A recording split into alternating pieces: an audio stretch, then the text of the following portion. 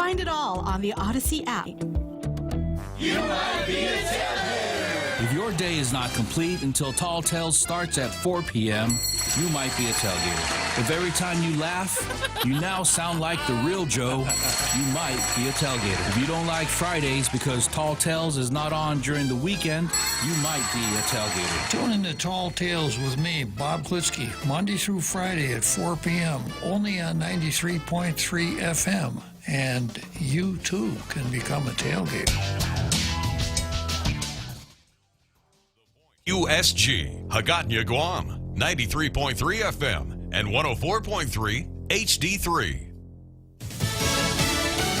Getting Americans to safety. I'm Mary Corsetti, Fox News. Evacuation efforts continue in Kabul with people being flown out on military flights. Fox's Trey Yingst was on one of those flights. There were people lined up all along the airport waiting to get on C-17 military flights, many of them coming here to Doha, Qatar. But you saw on the faces of people a mixture of emotions. On that plane, I mean, this is a military transport plane. This is not a passenger airplane. Young children hearing the roar of the engines without any windows to look out and the lights dimming. It's quite a scary experience on top of the fact that these families had to work their way to this airport through Taliban checkpoints. Each person we talked to on this flight said that they had a different but similar story, and it had to do with the Taliban. These people left everything behind because they were fearing for their lives. Some people crying as the plane took off. Others just had emotions that they were trying to process. Meanwhile, Vice President Kamala Harris visiting Singapore on Sunday as the U.S. seeks to bolster ties with Southeast Asian nations. Vice President Harris is expected to try to reassure allies of American resolve as the U.S. works to complete a messy withdrawal. After meeting with the Prime Minister of Singapore, the Vice President heads to Vietnam, likely drawing unwanted comparisons to the humiliating withdrawal of U.S. troops there in 1975. Rachel Sutherland, Fox News. And as Tropical Depression Henri moves northeast, Connecticut and other states are still affected by the aftermath and what's to come. The sun is out and the worst is by us, and the deckhands here have done a good job of tying up these boats. It was windy. There was rain, about 45, 60-mile-an-hour gusts in the southeastern portion of Connecticut. The tropical storm Henri did jog a little bit to the east, and that was good news for Connecticut in terms of wind. But when it comes to the rain, well, we were on the wet side of this tropical storm, and Connecticut continues to be getting pounded by rain, particularly on the western side of the state. Fox's Brian Yinnis. America is listening to Fox News.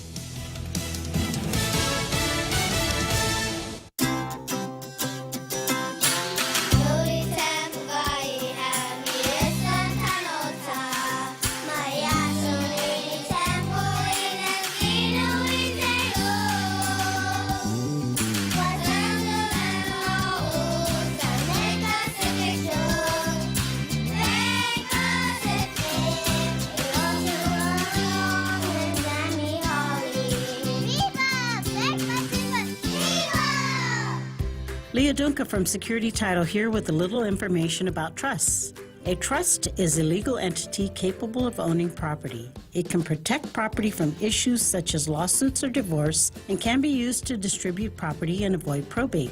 Many trusts start as revocable but become irrevocable when the initial trustees die. Work with your estate planning attorney to see if a trust is a good fit for your family property. Call the professionals at Security Title. We are here to help.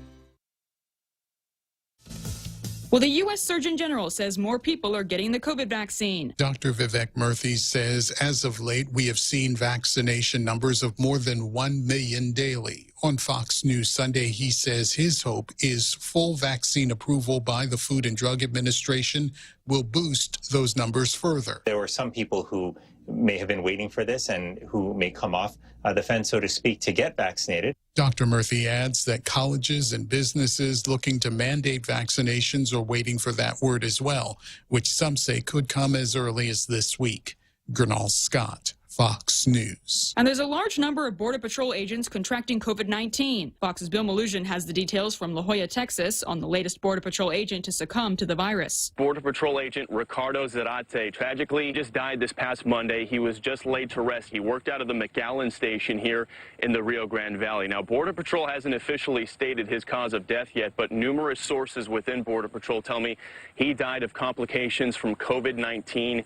He was only 33 years old. old. He had been with Border Patrol for 12 years, since 2009. And the coronavirus sidelines an entire Illinois police department. The Venice, Illinois Police Department is small, only 3 officers and a chief protecting a population of about 1,900. But all 4 currently have COVID-19 and are in quarantine, leaving only 2 dispatchers currently working. Listen, there's over 600,000 people dead in this country, so I know COVID's real, and it can flare up anywhere at any time. That's Venice Mayor Tyler Eccles, who's grateful that the Illinois State Police and other agencies are currently covering his town's jurisdiction. We actually have what I would call the Supreme Court of law enforcement that has banded together to protect us. The mayor says everyone should, in his words, get your shot. Kevin Uretsky, Fox News. I'm Mary Corsetti, and this is Fox News.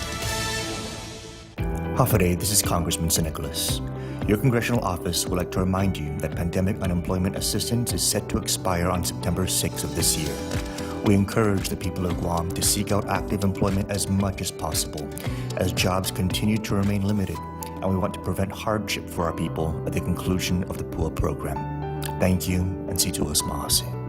This ad was paid for with official funds from the office of Congressman Michael F.Q. San Nicolas. Michelob Ultra presents the GSPN in Must Met Good competition. Guam's strongest man and strongest woman will be determined Saturday, September 11th at the Paseo Ground. Come watch our island's strongest compete in the Triple J Truck Pull, the Paradise Fitness Clean and Jerk, CTD and Pacific Tire Tire Flip, the IT&E Wheelbarrow Course, the Guam Army National Guard's Warrior Walk, and the Isla Imports Mini Truck Lift. There'll be a beer garden and food truck, so leave your chow and drinks at home. Who will be Guam's strongest man and strongest woman? Find out Saturday, September 11th. Diving and seeing our coral reef full of life. I really love hiking the trails. I really love going to the beach. The sunsets are amazing. Your island needs you. Help preserve what makes our island home. Stop those who threaten our wildlife, plants, and environment. Install the free TOCA app and report poaching, littering, burning, and other environmental crimes. Call 864-TOCA or install the free TOCA app today. This public service announcement is brought to you by the Department of Agriculture, UOGC Grant, and Choice Broadcasting.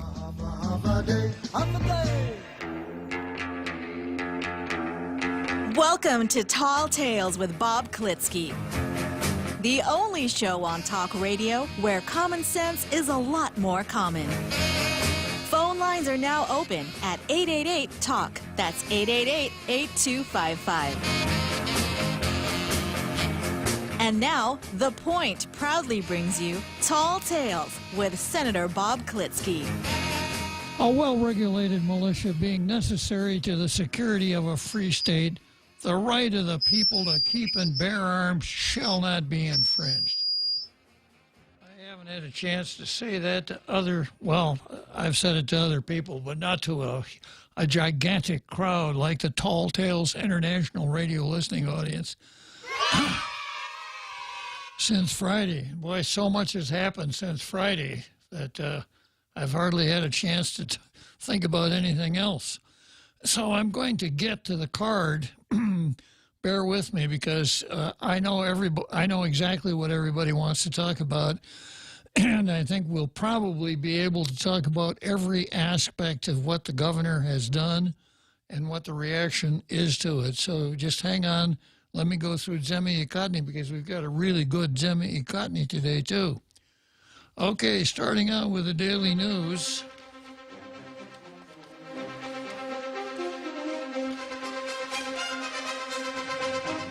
Yeah, I think just before I get into the Daily News, I'm going to talk a little bit maybe about anatomy. Maybe this will kind of set the tone for some of the other things that I'll be talking about today. And that is that it's an interesting observation. The sport of choice for the urban poor is basketball. The sport of choice for maintenance-level employees is bowling. The sport of choice for frontline workers is football. The sport of choice for supervisors is baseball. The sport of choice for middle management is tennis. And the sport of choice for corporate executives and officers is golf. The amazing facts are The higher you go in the corporate structure, the smaller your balls become.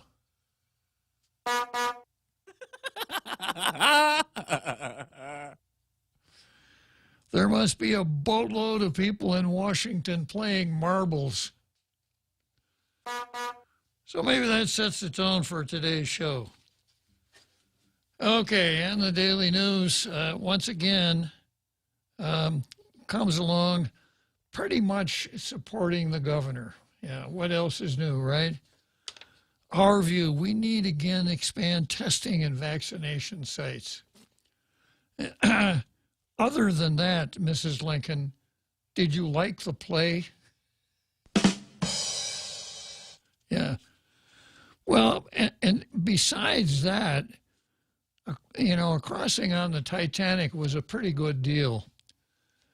Last Friday, Governor Leon Guerrero spoke on the recent spike of positive Wuhan virus cases over the previous weeks. With cases reaching up to the 300 range per week and Guam's CAR score now hitting the double digits, we need to be prepared. As of now, the only current testing is located at the old Tizan Carnival grounds in Barrigada. Almost every day, long rows of vehicles are in line to take a Wuhan virus test out of concerns of possibly being exposed to the virus. The site has recently been scheduling testing at 8. Residents from across the island continue to wait. Along with testing facilities, vaccination facilities are currently held on the second floor center court of Micronesia Mall and the Department of Public Health and Social Services Northern Region Community Health Center, both located in the northern part of the island. With a limited amount of sites to test and vaccinate, we could see more residents waiting in line only to turn away because the wait is too long. Avoiding the need to protect themselves from Wuhan virus 19, as were Wuhan virus and its Delta variant. But this isn't the time for residents to give up on getting tested or vaccinated, especially on the heels of the government of Guam requiring proof of vaccination for individuals ages 12 and up to participate in sports or attend events. The island needs additional Wuhan virus testing and vaccination sites so they're easily accessible to all residents. It isn't just about convenience, but about assisting island residents who aren't able to make the trip to Tizan or Dededo. Everyone hoped that we were out of the worst with the pandemic. The increasing numbers show that is not the case. Unfortunately, we're back to higher hospitalizations and positive cases. Expanding testing and vaccination sites is also another way both residents and Department of Public Health and Social Services, along with Army National Guard, to help each other. With various testing and vaccination facilities, residents can assist DPHSS and the National Guard with contact tracing. We need to be more prepared, not just for the upcoming regulations by GovGuam, but also continued threats of Wuhan virus and its Delta variant. With expanded testing and vaccination facilities around the island, we would be able to effectively do our part to protect themselves and each other. I wonder where the editorial writer lives. Can you imagine a headline on a story on the morning of December the 8th, 1941 in the Honolulu Advertiser? Government limits air traffic into Hickam Field. Better late than never. Yeah. I mean, with the controversy that's going on, one sentence that is not something. Let's get behind the governor and help her. She's doing a really good job. Wow. Okay. Now we got a really great editorial here in the Post. The only regret is that it will tend to be overshadowed by what's going on with the governor and her draconian measures. But this is something that you ought to cut out of the paper and save. And if you're a news turkey, another word for reporter, you ought to have this on your phone. Here it goes. No matter what directors say, The law doesn't prohibit personnel records from being disclosed. There's a big difference between not being required to do something and being prohibited from doing something. Government leaders over the years have claimed that local law, quote, prohibits them from discussing personnel matters or disclosing personnel records. It's almost like a Buddhist mantra, isn't it, Jose? Oh, I can't talk about that. It's a personnel matter. Rory has got it down. I suspect if you came into Rory's room at 3 a.m. and shook him awake, he'd wake up and say, oh, it's a personnel matter. I'll take your word for it. Well, I suspect. Okay. Yeah. But that's not strictly true. While provisions in the Guam Code annotated limit which public records residents and media can demand from agencies, the law does not prohibit any of these specific examples from being released publicly. Instead, Title V, Chapter 10, Section 10108 states that directors are not required to disclose them, not prohibited. Among these documents are records related to pending legal cases, investigative records, complaints made by the public, library records with information that identifies patrons, test questions, security procedures, admission applicants, disapproved firearms applications. The most frequently used provision, however, often gets simplified to personnel or medical files. Details about official misconduct, disciplinary action, and administrative investigations are denied because they amount to personnel matters. Local law actually is more specific than that. The provision, which again defines what may but is not required to be released, covers personnel, medical, or similar files, the disclosure of which would constitute an unwarranted invasion of personal privacy, not personal privacy.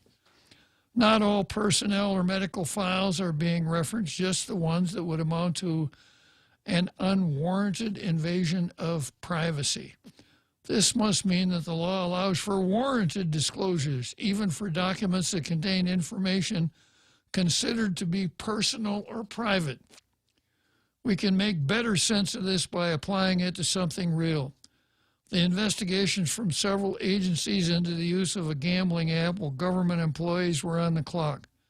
Many would agree that disclosing specific records of someone who was investigated but cleared of any wrongdoing could end up in the unwarranted release of personal information.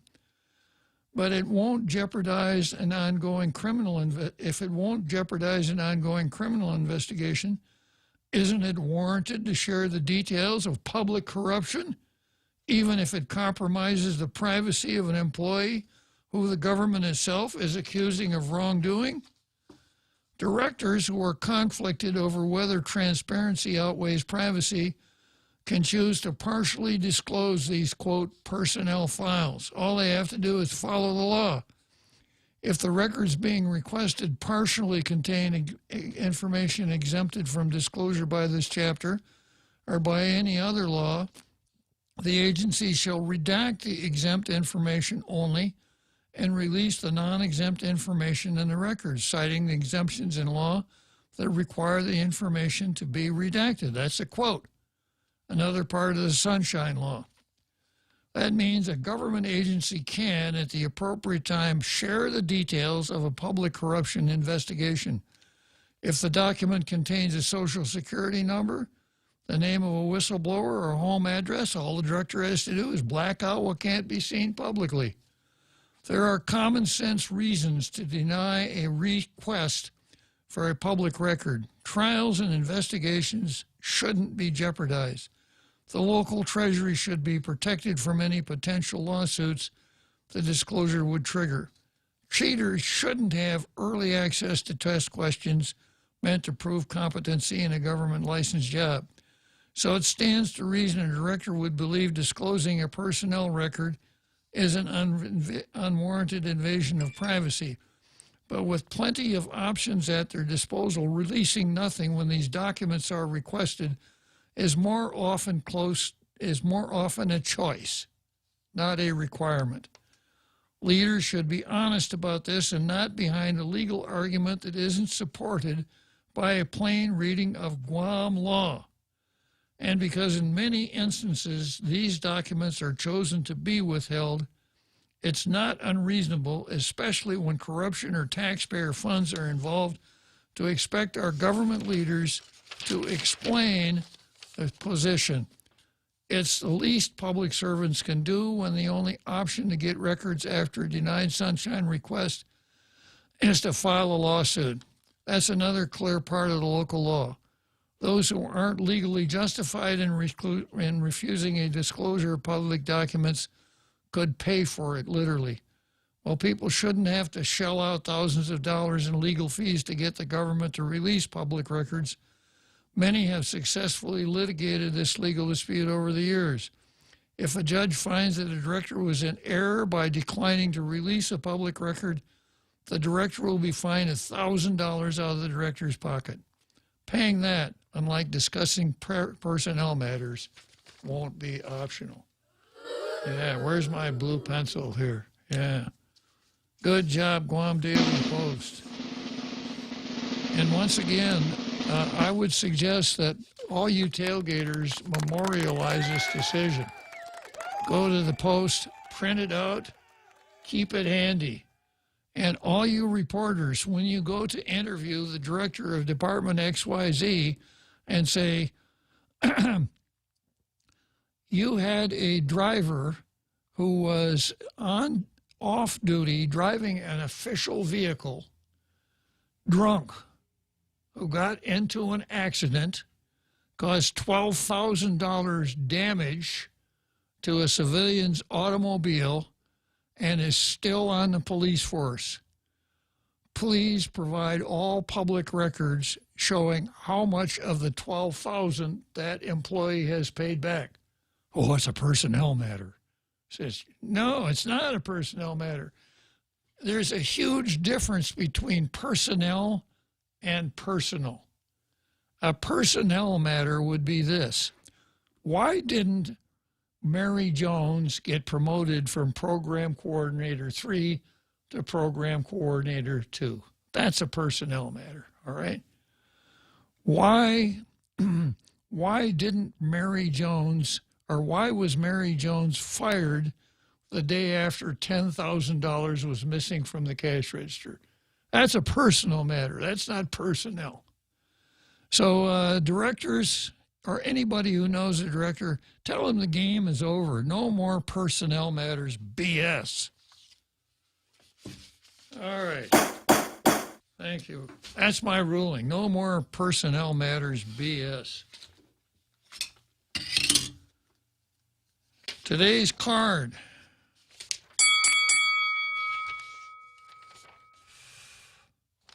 I've got Franks. That's plural.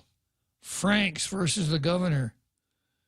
Republicans versus Mary Torres and vice versa. Dr. Gwynn versus horses. Yeah. Now, all of these things relate to what the governor did and the ferocious reaction to it. The Friday night dump. Exactly. So, but I'm not going to do, human nature says, well, we start at the beginning, the sound of music. Let's start at the very beginning, a very good place to start. It's not a good place to start. More often than not, the end is a good place to start, sometimes the middle. So I'm not going to start out at the beginning. I will put Franks versus the governor aside for the moment. This is my sense of humor, Franks. And I'm going to start out with Republicans versus Mary Torres, or Mary Torres versus Republicans. And the Post didn't wait on this. They got a story up right away. Override fails again on bill requiring legislative approval for emergency extensions. Lawmakers were two votes shy of overriding the governor's veto on Bill 11. the measure that would take away the governor's ability to unilaterally extend an emergency declaration, instead grant that authority to the legislature. 8 senators voted to override. 10 were needed to successfully override the veto. The senators who voted for the override were Senator Tony Atta, Frank Blas, Joanne Brown, Chris Duenas, James Moylan, Tello Taitigui, all Republicans, and Talina Nelson and Therese Terlahi, Democrats. Now, when I read that list of Republicans, did you notice that a name was missing? Yeah. Sure did. Mary Torres. Senators Sabina Paris, Clinton Rangel, Amanda Shelton, Jose Tetlahi, and Mary Torres voted against the override. Vice Speaker Tina Rose Munya Barnes and Senator Joe San Augustine were excused. They're not stupid. No! Yeah. They know when it's time to have a really bad headache, right? Duenas, the bill's prime sponsor, called for the override following the governor's recent executive order to impose restrictions of movement on the unvaccinated in lieu of a lockdown. Restrictions of movement. No. We did that before when we put roadblocks out on Marine Corps Drive. This is not restrictions of movement. This is barring access to public facilities is what it is. And I got an interesting text or a WhatsApp from a friend who said it's going to be harder to get into a restaurant than vote for President of the United States. That's true. Yeah. The order requires businesses, including restaurants, shopping centers, gyms, theaters, to mandate staff and patrons 12 and older to show proof they are fully vaccinated against Wuhan virus. The order also limits social gatherings to 100 vaccinated people and prohibits unvaccinated residents 12 and older from attending gatherings with people who are not members of their household. Enforcement will take place on September 6th. The mandate has been met with criticism since its announcement Friday. Some residents have protested the order. The Guam Hotel and Restaurant Association is seeking reconsideration. Mary Rhodes, president of GHRA, said the specifics of the mandate were different from what governor's health representatives and advisors discussed with GHRA. Moreover, Dr. Hua Gwen, the chairman of the governor's physicians advisory group, was caught off guard by the announcement on Friday.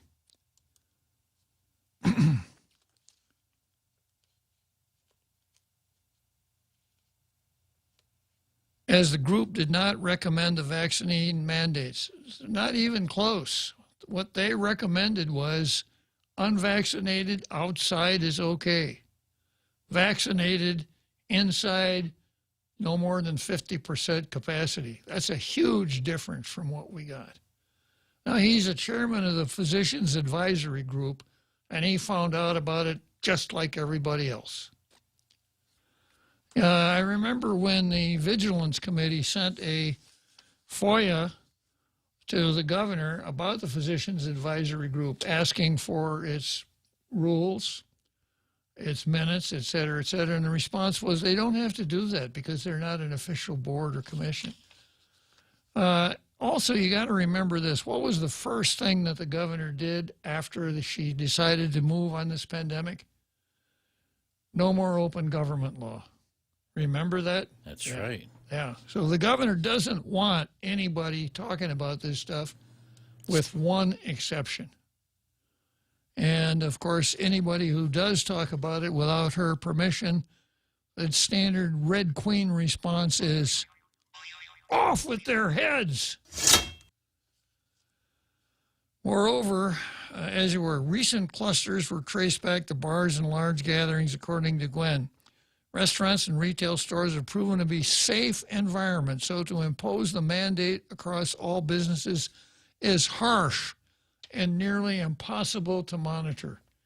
Now, you know, I spent a little time looking at some of the chats online, and there's a restaurant called, it used to be Shirley's in Manila. What's it called nowadays? Michelle's. Jigo and Manila. She said, yeah, so we're not having a tough enough time already. Now we got to hire somebody to stand around at the door. And with a Russian accent. Yeah. So. Papers, please. A German accent is not a Russian accent. I didn't serve in World War II. Is in Russia, it's no restaurant anyhow, so no need to check. There we go. Yeah. So that's where we are. So, you know, this is to help out businesses, right? Lawmakers briefly suspended budget discussions to tackle the override Monday. Moylan said the latest executive order enhances segregations. So I suspect the next thing that Lou is going to do is ask her high-powered legal staff to see if she can find a procedural challenge to go to the Supreme Court to have Brown versus Board of Education overruled. Yeah, this anti-segregation is just not good at all. All right, let's take a short break, and we'll come back and we'll work on this for a while.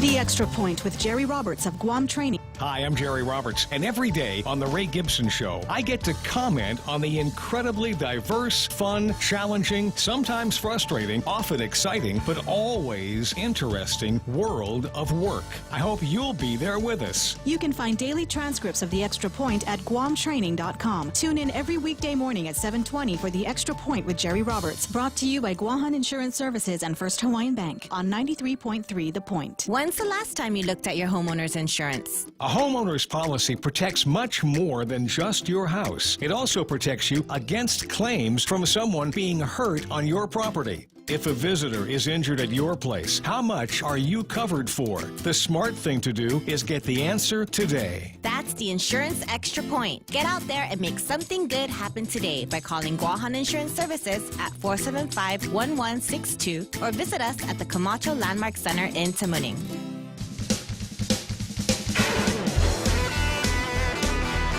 And now, back to Tall Tales with Bob Klitzkie, the one radio show politicians don't want you to listen to. Call now, 888-TALK. That's 888-8255. Yeah, Moylan said the latest executive order enhances segregations, a criticism shared by the Republican Party, which issues its own response to the governor's order. So, yeah, the governor may want to have Brown versus Board of Ed overruled to bring segregation back.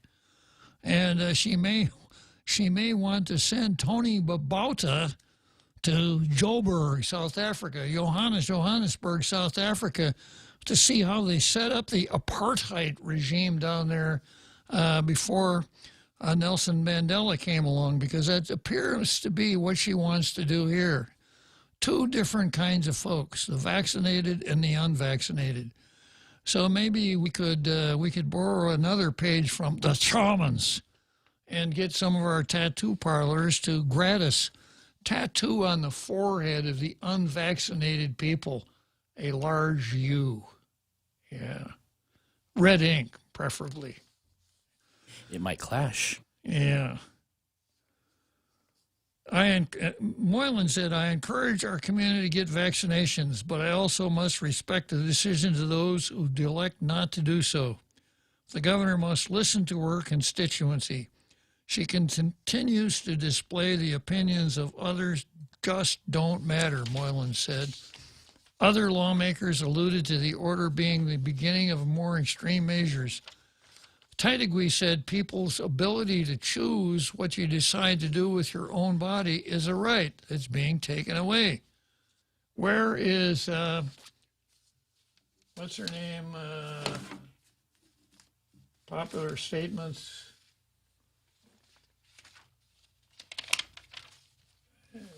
put that?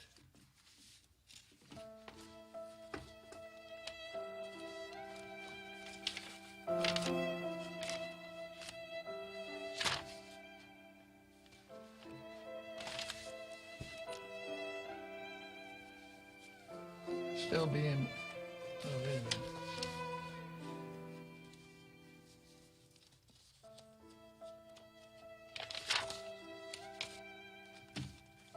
I don't have enough folders here.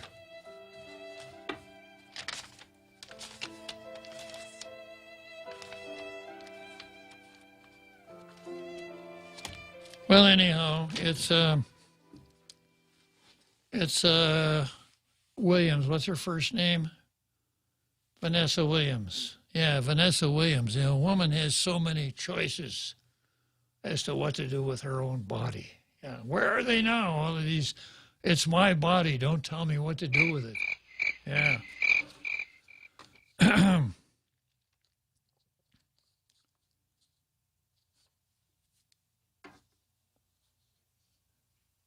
It's the beginning, and it's very, very scary for one person to decide on how we move forward, Tadek, said. Ada said lawmakers should not wait for the day that the unvaccinated are being arrested. And I think you had an idea what could be done with the unvaccinated, right, Jose? Oh, yeah, we round them up and put them on a colony on Cocos Island. Colony on Cocos Island, yeah. All in the name of Father Damien, right? If the veto were overridden, Bill 11 would not have affected the current order, but would come into play if the public health emergency declaration should be renewed again, according to the discussions Monday morning. Rigel said he did not see how the bill addressed the current concerns about the vaccination mandate. This bill says automatically turn public health emergencies. What this bill does is it strips executive powers from the ability to declare public health emergencies. That's a power that was given to the executive branch by design, Rigel said, because in the time of an emergency, we don't have time to debate on whether or not we should call 911. Well, yeah, that's a good point, Clint. So a month ago, there was an accident out in front of your house, right? Have you called 911 yet, Clint? Have you? Emergencies don't last forever by their very nature. Somebody turned that alarm off. It's been a year. Yeah. Hey, I've got to call the governor. There's a fire alarm in my compound that's been on for 6 months. Dwayne has called Rigel's statements a red herring. You got to go all the way back to the 1950s for that term, a red herring, adding that determining the renewal of an emergency is a deliberative process and that the legislature can act quickly if needed. Under Bill 11, any public health emergency declaration would automatically terminate after an initial 90-day unless extended by legislative resolution. Any extensions would also automatically end after 30 days unless similarly renewed by the legislature. Yeah, so the governor wants to renew. She calls a closed-door meeting down at Adelup or perhaps at her beach down in Alahan, right? And she makes her case. And if she's got a case, then the legislature will say, fine, we'll pass a resolution allowing it. If she says, I'm not going to make my case, I'm the governor, why should I? Sorry. You know, she wants to mirror what other states are doing, according to her press release or press conference on Friday. Well, there are many states that do exactly that, what Bill 11 lays out. Yeah. In current laws, the governor who has the authority to renew both and the initial declaration and any subsequent renewals. Bill 11 narrowly passed in February before it was vetoed by the governor, who was concerned that it would slow responses to emergencies. I could hardly have enough work for my son-in-law to do, she said. An override was attempted at the end of May, but that failed by 3 votes. The legislature under current law is already able to terminate a public health emergency declaration with a majority vote. That's the Bob and Ray resolution. Ray has a little, is very, very diplomatic. He says he doesn't know if it's the Klitzkie-Gibson or the Gibson-Klitzkie. Oftentimes he says the Klitzkie-Gibson. That's a mouthful. Older fellas, including Ray, remember a couple of radio comedians named Bob and Ray. So that's why I refer to it as the Bob and Ray resolution. Not because Bob and Ray are radio. Wait a minute. Yeah, okay.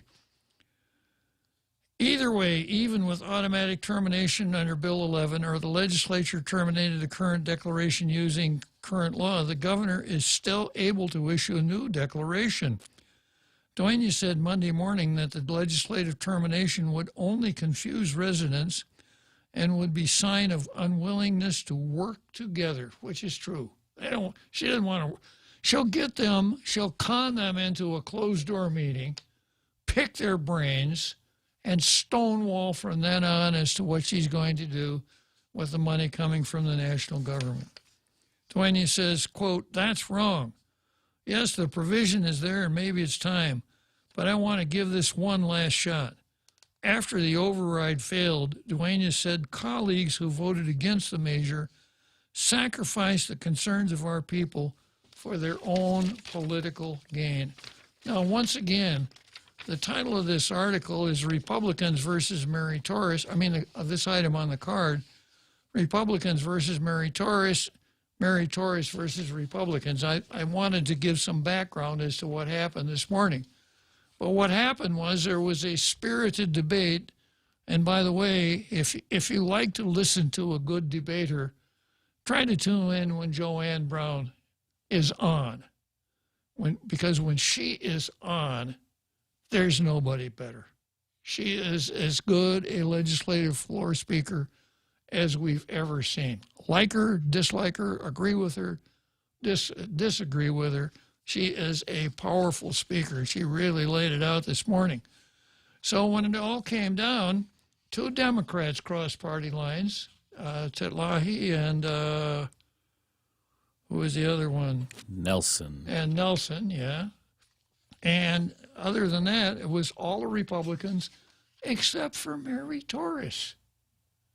Now, why would Mary Torres not go along with the other folks in her party? Well, here's another story that maybe tells you a little bit about that.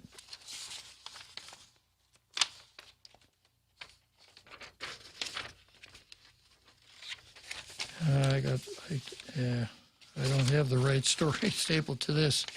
But the story that I want to talk about is the fact that Mary Torres wanted to raise the salary of nurses. And all of a sudden, I've never seen her really that interested before, but this time she wanted to raise the salary of nurses. So the cost was the island of Guam. And she wanted to amend the budget bill to fund the salary increase for nurses. And when it came to a vote, all Republicans voted against her. So this leads me to a lot of conjecture. You remember back during the time when they chose their minority leader in the last legislature, she didn't draw flies, right? She once upon a time, Tello made an important, large point that Mary Torres was not in the caucus when the decision was made. So is Mary Torres saying, well, you didn't back my bill, my initiative for nurses, you want my vote for the override? Payback is a bitch. I'm not voting for it. Was that it? Or was it something that Senator Brown alluded to when she said that some folks ran for the legislature because they thought there was important work to do, especially given this governor. Others just ran to benefit themselves and their families. Yeah, so See, I got two phone callers here. I got Ken Leon Guerrero on a mandate and Martinez on Mary Torres. Martinez, I hope you remember that when you get online, the name of the show is not Pin the Tail on the talk show host. So it says here you want to talk about Mary Torres. Just remember, you're not the host. You're the caller. Go ahead, Martinez. Yes, sir, Bob. Yes, sir, Bob. We got to point out that there's been about 146 people. I guess I'm not counting the ones in office. Well, you can even count the ones in office now, who've been elected since the 1970 when they became senators, when they became full-time. And the only one that ran for re-election, maybe one reason is to see if he did a good job, and then just walked away, didn't take another government job, is Bob Klitzkie. That's got to say something good. And when Bob Klitzkie ran, there's only two senators that improved their status from the last election. One was by 30%, and the other one was by 25%, and that was by 30% was Bob Klitzkie, the other one was 25%. So in the voters' mind, you did the best job. I don't think any senator can say that, Bob. There are a lot of good things about you, sir. Now, may I go on? You may proceed. And what I said about you is all true right now. On the Mary Torres, two things. I was going to say one thing, but you brought up something. My theory, and I said this on the talk shows earlier today, is her chief of staff's husband is making about $110,000 as a deputy director in one of the autonomous agencies, and her sister-in-law. So we're talking, first blood here when you talk about the chief of staff's husband, that's immediate family, and sister-in-law, is making another $110,000 working for another autonomous agency. So she's definitely in the governor's pocket. I think that's the reason. The other thing, and credit to Senator Brown, when she moved to raise senators' pay, nurses' pay, let's keep in mind, her daughter's a nurse.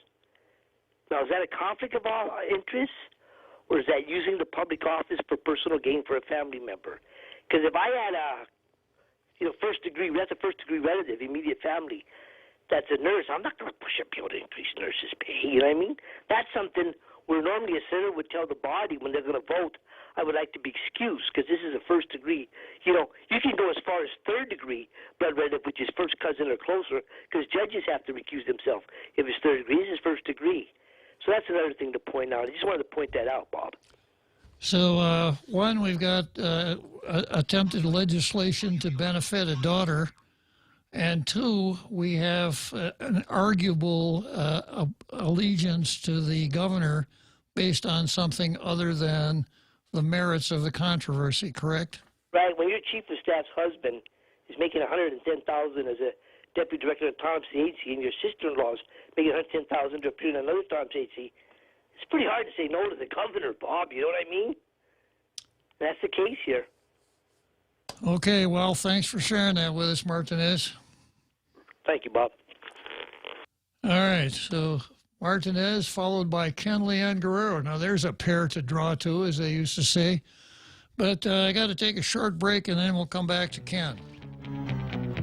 Starting August 1st, pandemic unemployment assistance claimants must start searching for work to remain eligible for PUA benefits. 3 work searches a week are required. Work searches include registering on HireGuam.com, meeting with employers, submitting resumes and applications, and attending job fairs. Only a few are exempt from the work search requirement. This includes those working reduced hours, those in training programs, and self-employed individuals. Remember, PUA ends September the 4th. Now is the time. Let's rebuild our workforce. For more information, go to dol.guam.gov. Mescla, read all about it. Check out Mescla Chamorro Fusion Bistro in Tuman for lunch. Serving up some savory seafood specials such as spicy garlic shrimp, candied salmon, or better yet, the local favorite, snapper or shrimp escabeche. Available only during lunch hours. Make sure to come down and try these tasty specials and more. Call 969-2652 for more info or to make a reservation. Located at the Grand Plaza Hotel in Tuman, Mescla Chamorro Fusion Bistro. A true taste of Guam.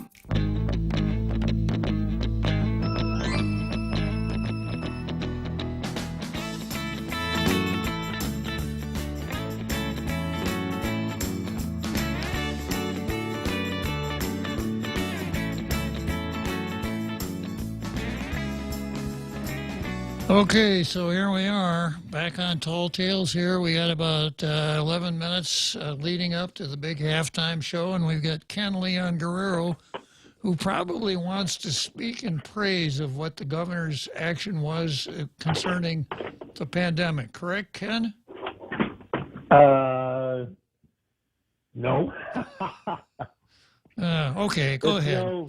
It's no secret that I have been against the governor's actions on many issues, but specifically on this issue. As a matter of fact, I filed a lawsuit last time she did something like this. I filed a lawsuit in district court, and the day before our hearing, she rescinded her roadblock order. And it looks like she's trying to claim the same grounds, restriction, And I think that this is something that needs to be challenged, and I hope there's somebody out there willing to challenge it, because I did the last one. It'd be nice if somebody else stepped up to it.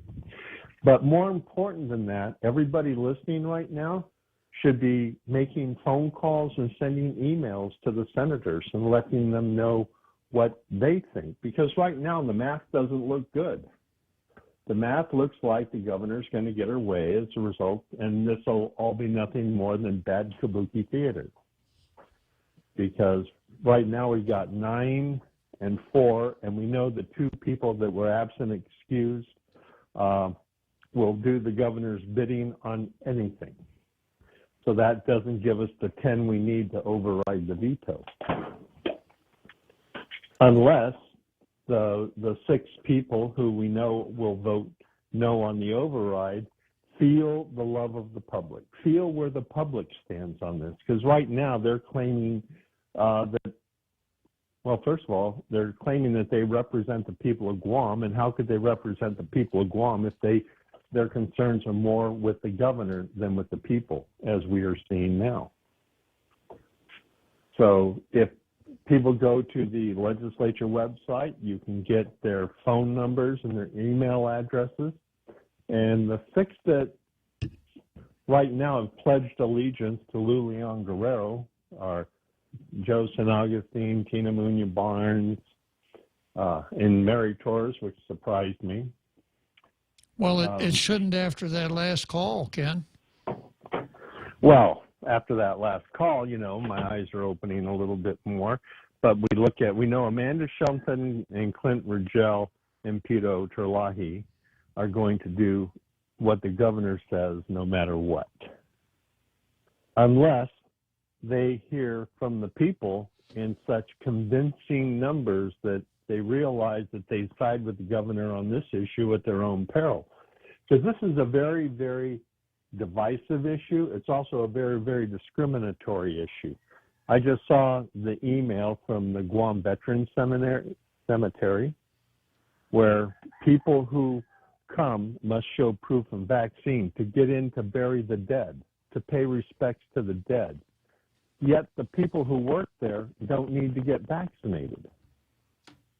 You see, it's that double standard thing again. So just imagine a situation where if I go to renew my driver's license, I can't go in unless I'm vaccinated, but the people who work there can get in there because they don't have to get vaccinated, according to the governor.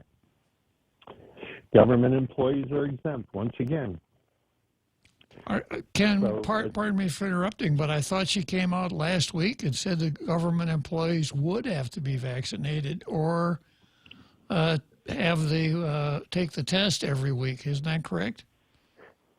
Yeah, but that's still the thing. You see, when I go to a restaurant, I have to be vaccinated to get in, and the employees there have to be vaccinated. They don't have the option of taking a test every week because a friend of mine who's in the hospitality business got fired. I got you. Laid off. I see what you're saying, yeah. She got laid off because she was wearing the mask and getting the test, but now they've laid her off because of her medical inability to take the vaccine.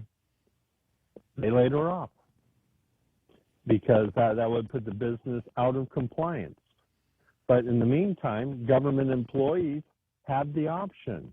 They either get the shot, or they take a test once a week. And having been through the test, it's not that big of an inconvenience. Well, the big inconvenience is waiting in line for 5 hours to take a test, but that's another story.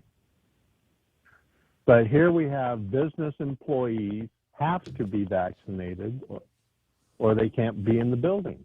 The customers have to be vaccinated, but they can, in order to get into the building. And we're seeing that now coming out on government notices. You can't get into the veteran cemetery without your vaccination card, but the people working there, all they have to do is provide a negative test once a week, and they can be there unvaccinated. So that's very, very discriminatory, very divisive.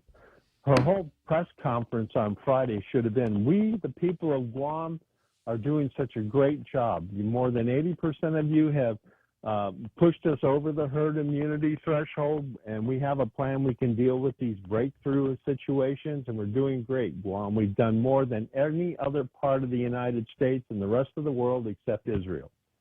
But that's not what she came out and said.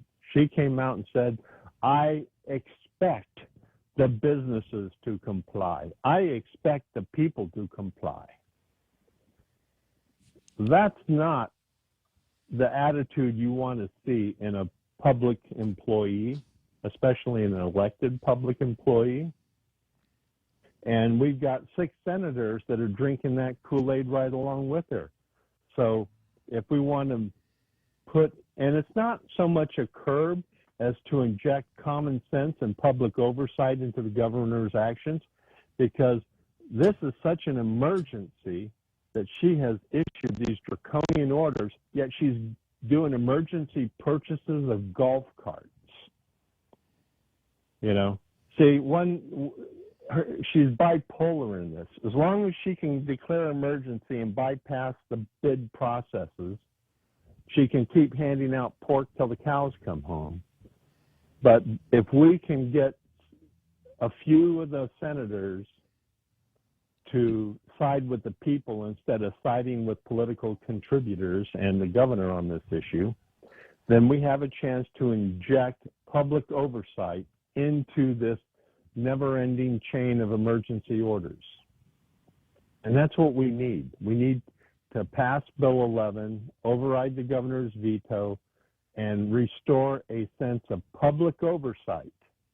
Because if we had public oversight and open government processes operating the way they should be, we wouldn't be given multi-million-dollar contracts without bids, without even signed contracts or even quotes to politically well-connected insiders like we're doing now. Where do you think the golf carts are coming from? Autospot. Who's part of Autospot? Tina Munya Barnes. So, Ken, is there any possibility that you'll take, what is that organization that you had, Public Accountability for Guam, or what was the name of it? Guam Citizens for Public Accountability. Are you going to take it out of mothballs and reactivate it?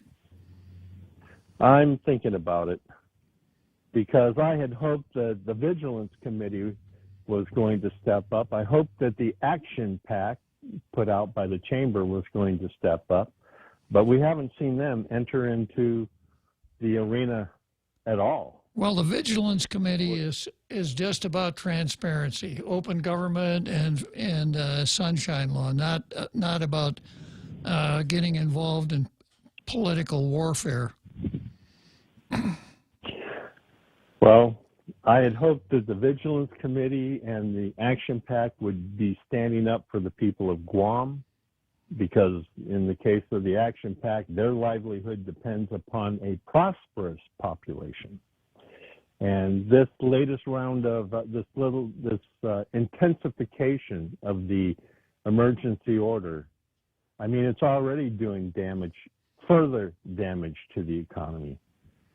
You know, because now we've seen businesses send out notices that they're closing till further notice. I know people that have been laid off because they don't have a shot, and even though they're willing to be tested and have been tested in order to stay employed, now they're unemployed at a time when the unemployment benefits are about to run out, and then that's going to be the real public emergency. But in the meantime, we got $556 million sitting in the giant ATM to fund Lou's re-election campaign.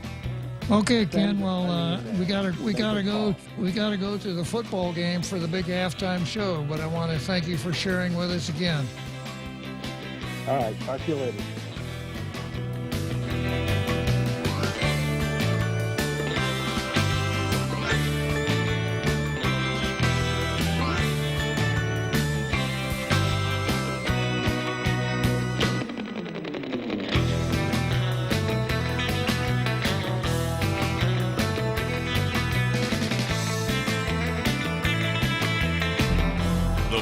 Is KUSG, Hagåtña, Guam, 93.3 FM and 104.3 HD3.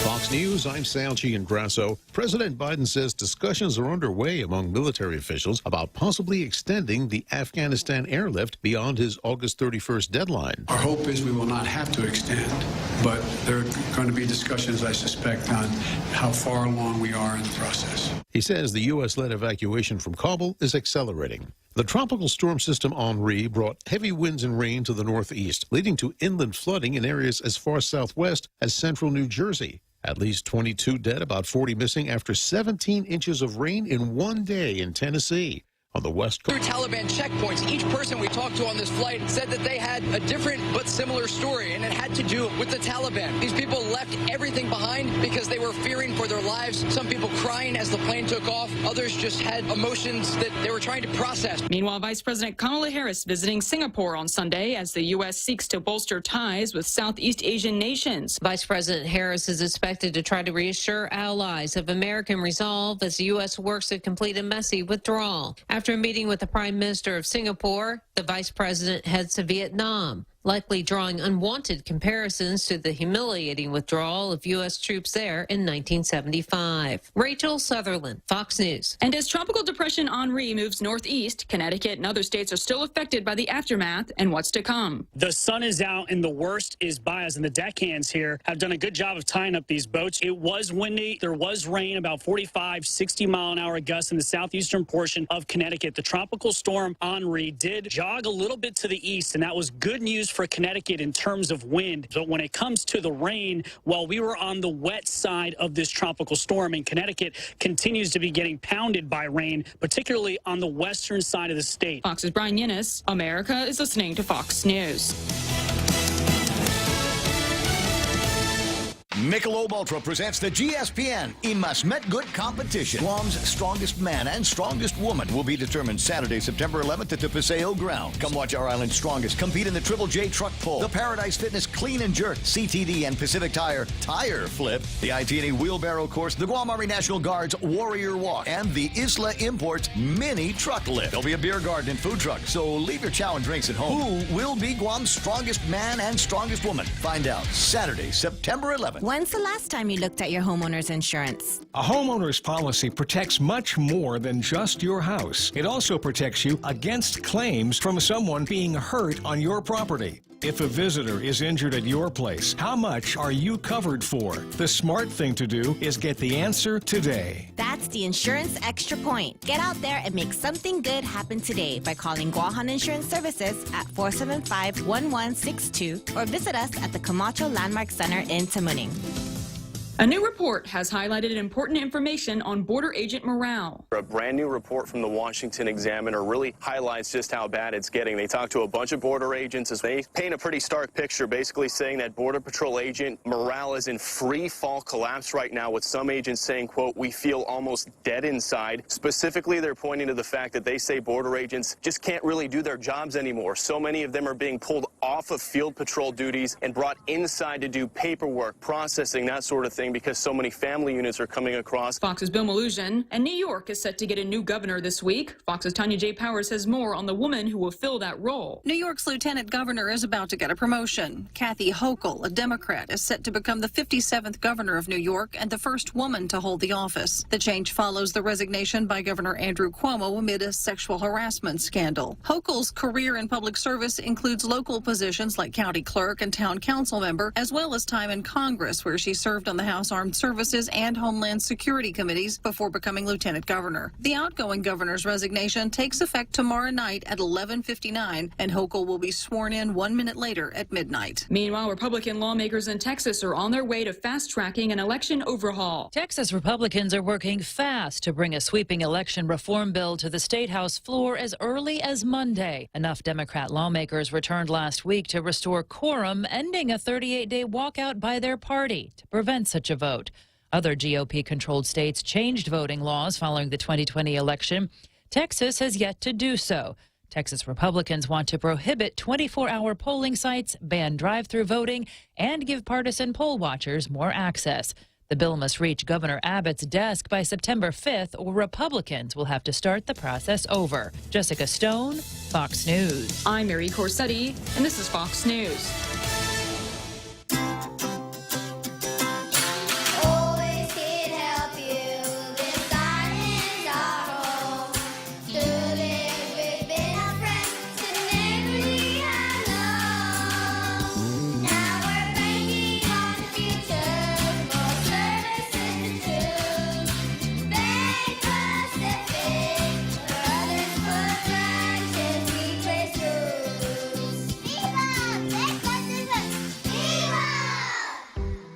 Listen to The Point anytime, anywhere on Odyssey. Odyssey is your new audio home for all the music, news, sports, and podcasts that matter to you. Find your favorite stations like The Point and discover more. Music stations, local and trusted news sources, sports talk and team coverage, plus today's biggest podcasts. Find it all on the Odyssey app. AUDACY. Starting August 1st, pandemic unemployment assistance claimants must start searching for work to remain eligible for PUA benefits. 3 work searches a week are required. Work searches include registering on HireGuam.com, meeting with employers, submitting resumes and applications, and attending job fairs. Only a few are exempt from the work search requirement. This includes those working reduced hours, those in training programs, and self-employed individuals. Remember, PUA ends September the 4th. Now is the time. Let's rebuild our workforce. For more information, go to dol.guam.gov.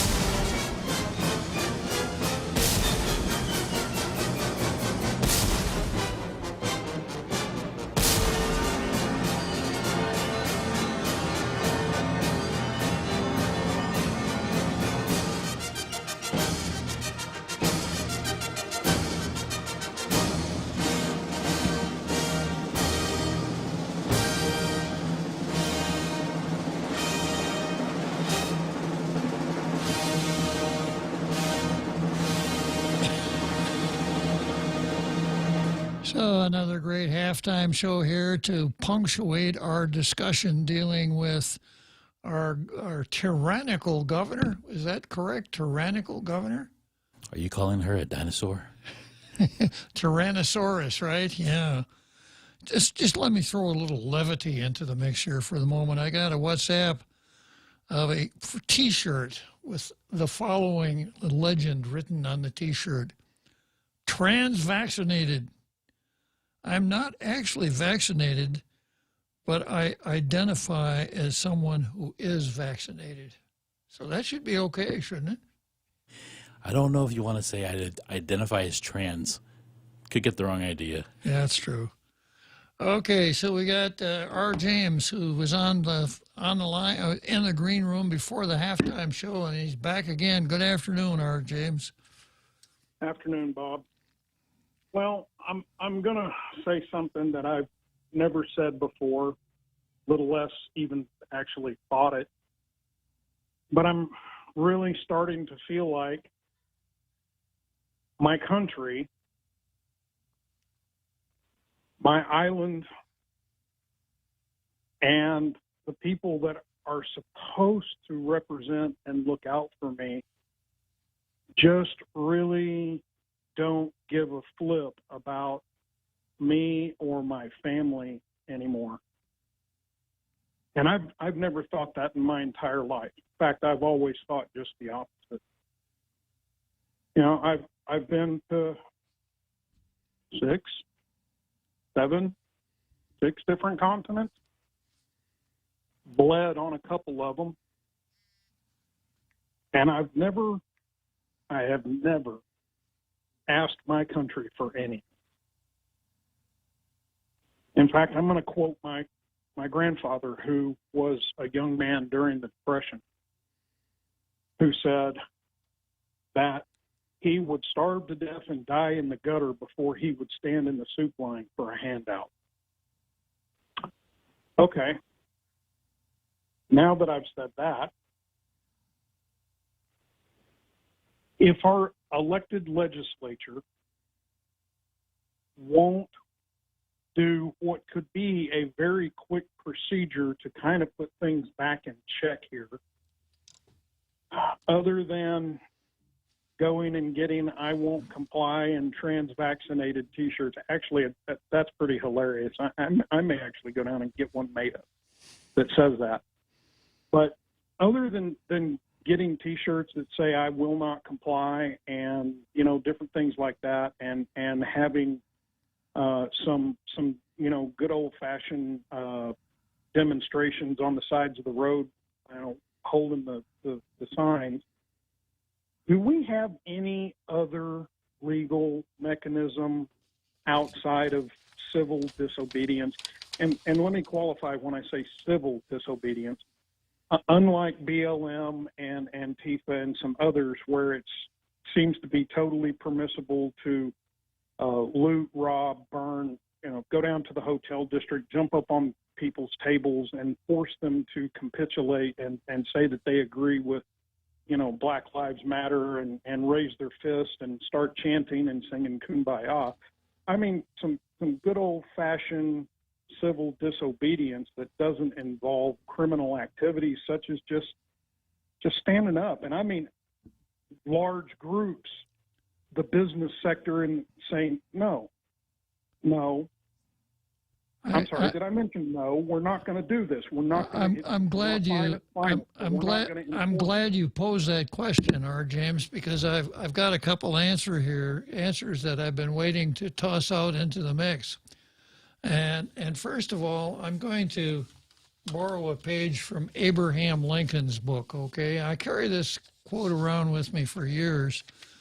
Abraham Lincoln said in Ottawa, Illinois, on the 21st of August in 1858 during the Lincoln-Douglas debates, "With public sentiment, nothing can fail. Without it, nothing can succeed. Consequently, he who molds public sentiment goes deeper than he who enacts statutes or pronounces decisions. He makes statutes and decisions possible or impossible to be executed." So that's where we are right now.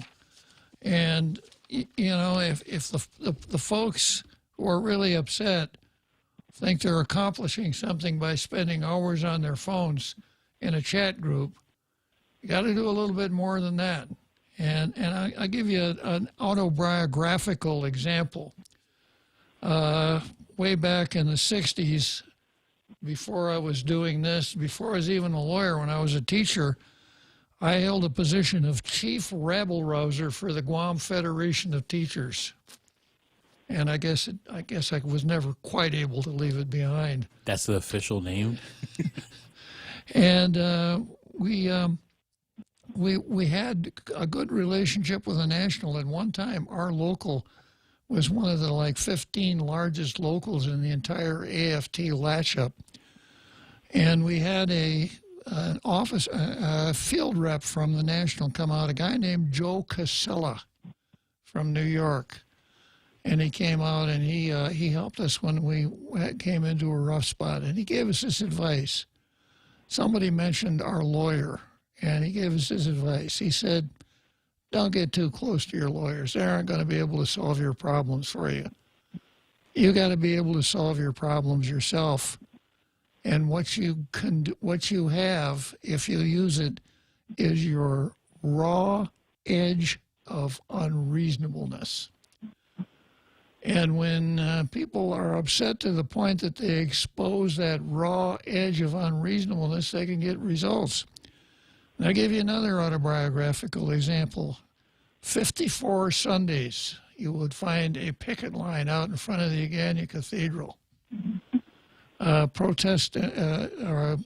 picketing against a Bishop Apparon who's no longer with us.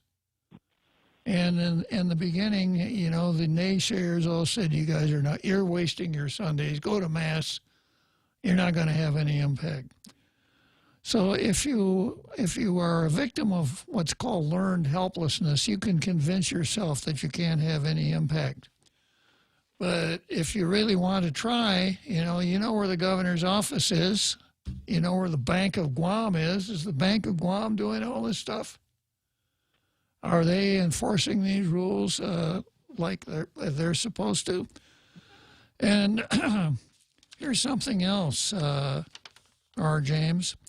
Section 1422 alpha, subsection B of the Organic Act says this: any governor, lieutenant governor, or member of the legislature may be removed from office by a referendum election in which at least 2/3 of the members of persons voting for such official in the last preceding general election at which such official was elected vote in favor of recall, and in which those so voting constitute a majority of all those participating in such referendum, etc. So, you know, there's a lot that you can do, a lot that people can do. And I would offer this, you know, that the governor is talking about, well, you know, the community and looking out for others, etc. That's not the way Americans are wrapped. If you read our Constitution, you won't find any group rights in there.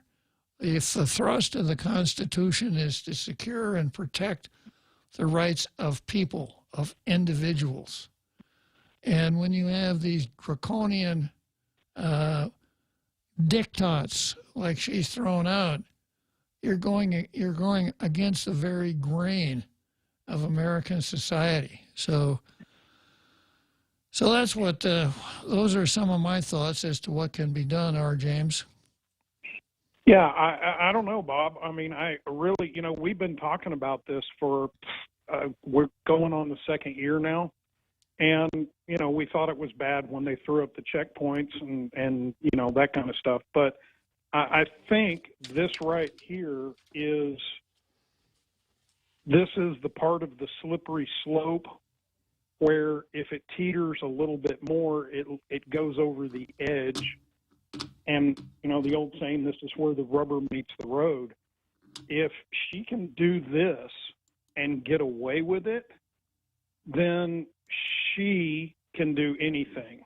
And I think that's the waters that she's testing to see exactly how far she can go with this. And now that's just an opinion, okay? And I don't play an attorney on YouTube or anything like that, but that's just an opinion. But if our elected officials are not going to take a positive action here to stand up for the individuals, and yes, the Constitution has no group speak in it, okay? Because all men are supposed to be created equal. And that's on an individual basis, you know. So yes, I agree with you 100%. And I'm you know, I'm all for standing down there and with a picket sign, and you know, I'm all for signing on for a class action lawsuit. Let me interrupt you again, R. James. The lawsuit thing is a dead end. Because it gives the politician cover. The politician can say, well, they're filing a suit. We'll let the court decide it. I'm just going to keep doing what I'm doing. And if necessary, before not this show, tomorrow, I will outline why I think that the whole litigation thing is a dry hole. It's not going to get us anywhere close to where we want to be. It probably isn't going to get off first base. So Yeah. I take you back. I agree with that. I take you back to Abraham Lincoln. With public sentiment, nothing can fail. Without it, nothing can succeed. And I've always thought that a legislative resolution is much better than a judicial resolution. And of course, we know that people in the legislature are occasionally sensitive to the desires of their constituents. And with 1422 Alpha, we know that we can pull a governor out of there if enough of us want to. Yeah, and we really need to start moving towards that and moving towards that quickly. And I'll even go one step farther. If it only takes one brave member of the legislature to introduce it, and he's the only or she's the only one who votes for it, and everybody else turns their back and walks away from it, we need to look at removing them as well. Because they're not supporting the people that they are there to represent. No, just my opinion. But yeah, I'm feeling like they don't respect our families and our wishes anymore. I mean, my daughter came to me this morning and she says, "Well, Dad," she said, even if I've got a Vax card, she said, I thought my personal medical information was supposed to be protected, and I'm not supposed to have to share that kind of information with anyone. And I said, well, I said, baby, yes, it's supposed to be confidential information. You shouldn't have to walk around with it, taped to your forehead like Chris was this morning on his program. So, this is just so wrong from so many directions and so many levels. It's just, I can't believe we're even there. As some of the young kids say these days, did he really go there? Did she really go there? I can't believe we're there, but we are. And this is where the rubber meets the road. And this is where we either, the old saying, together we stand, divided we fall. How about it's time to either fish or cut bait? Yeah, that one too. There you go. I mean, our country was founded on an act of civil disobedience. So, we dumped a rather expensive load of the king's taxable tea in the harbor. Well, okay, get over it, But this is going a little bit farther. That was pretty bad at the time, taxation without representation. But they weren't going around saying, hey, we don't care about your family medical history. We don't care about if you've got allergies. We don't care about if you're undergoing current other medical treatments. You're going to stick your arm out, or, quote unquote, we're going to restrict your movement. Okay, well, I've been in countries where the police, and Frenchie can probably, enjoy this, or at least, agree with it. But if you were on the other side of the West German, East German border, the police could walk up to you at any time on the street, stop you in your vehicle, walk into a restaurant, and demand to see your documents. And if you couldn't show it to them, and if you couldn't give them a really good reason why you were wherever you needed to be or do whatever you needed or wanted to do, they would beat you or arrest you or both. I've been to those places before. I've seen it with my own. They'd walk up to us and ask us, and we'd show our documents. Of course, our documents were blue and green and had stars on them, and then they immediately just got the hell away from us because we were Americans. But yeah, I've been under those circumstances. And I've been through the checkpoints in the Philippines where, they pull everybody off the bus and check everything, and somebody may or may get shot in the ditch. I've been to the Middle East. I've been to South America. I've been there. People haven't seen this. They don't know what it starts with little things, and they just keep adding to it and adding to it. And then, like I said, it reaches that point. It's on the downhill slide, and then it goes over the edge, and then it's too late. So. Well, I got your point, R. James. I got another Joe and drive-through Jack just chomping at the bit to get on the line. Oh yeah. So. Well, we got to know what Jack ordered. So I appreciate it, Bob. Thank you. Okay. Yeah. So checkpoint Charlie between East Berlin and West Berlin, and you walk through checkpoint Charlie from west to east, and you are entering a completely different world. My dad was stationed in Berlin in the 70s, and I remember seeing that. Yeah. Yeah, those were the days. So, but once again, whatever we put up with is what we're going to get. And if we put up with these things, then we're going to keep getting it. Okay, is it time for the seventh inning stretch yet, Jose? Seventh inning stretch? Yeah, we'll break for the seventh inning stretch. Then it's another Joe, drive-through Jack, the order taker at McDonald's, and then Mark Cruz.